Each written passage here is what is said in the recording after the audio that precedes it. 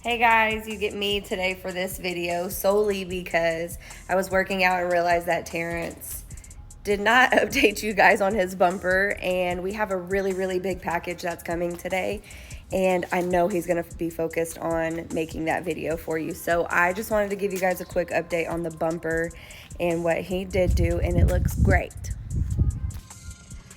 Okay, so here is the bumper back on the car.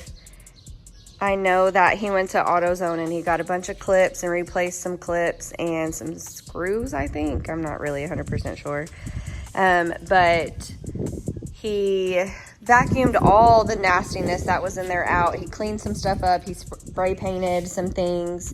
I'm not sure if he has a few more to do or not. But this is what it looks like so far. I think it looks great. We do have a really big package that's coming in today, so I'm really excited for him to show you what is yet to come.